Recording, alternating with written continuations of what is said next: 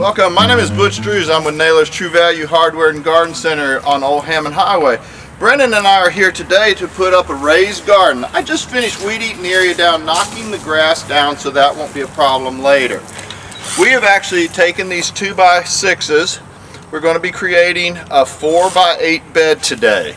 These holes have been pre-drilled to allow us to put it all together much quicker.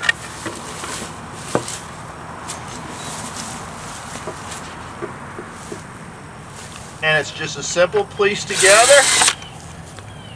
and then once we have everything drilled together, we will check the level of these boards to make sure that it's fairly level, which I think in this situation it will be. Typically, if it would not be level, we have these spikes here that we can raise or lower corners and attach to it to make sure it is level. If you notice, this bed is 4 foot wide. We do a 4 foot wide bed because it's very easy to walk all the way around it and reach the middle. Plus, you can have two distinct rows of what we call large vegetables very comfortably in this. We also have what we call an east-west facing. If you notice, the bed is facing east and west. That's to get the maximum of the sun, which in Baton Rouge tends to be a little bit south in the sky. So we have an east-west flow to this bed. And Brennan's finishing up here real quick. And I'm going to check the level just to make sure I think it is right. Yeah, Brennan, this is perfect. Go ahead and finish that up, and then we'll start putting the soil in it here in just a second. You need some help there? All right, next thing we will do is we'll start putting some dirt in here. Goodness.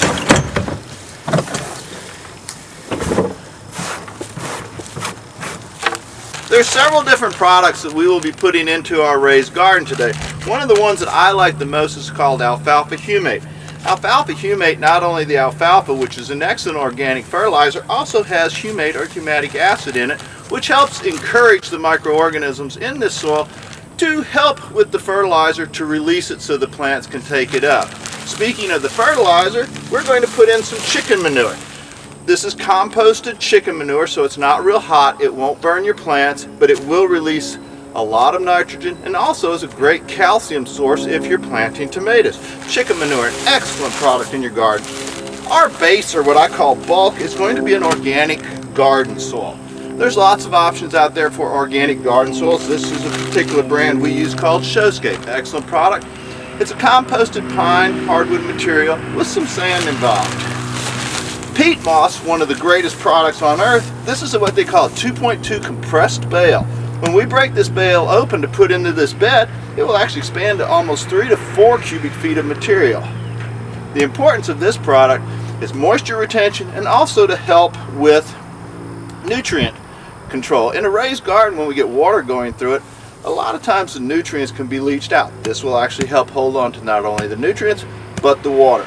And last but not least will be mushroom compost. Mushroom compost, very similar to the other compost we're using, is an excellent material. The reason we're using the two different composts is to increase our soil textures, to differentiate a little bit, which allows for better root development. We will spread these evenly through there, and we'll rake it up real good and mix it all up, and then at the end we'll put a mulch on it.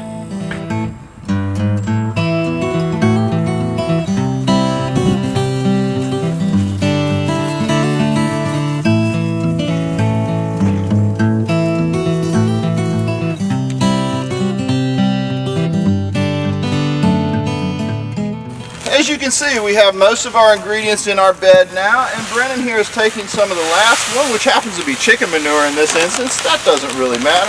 And I'm taking a good granular organic fertilizer and as evenly as possible spreading it over here.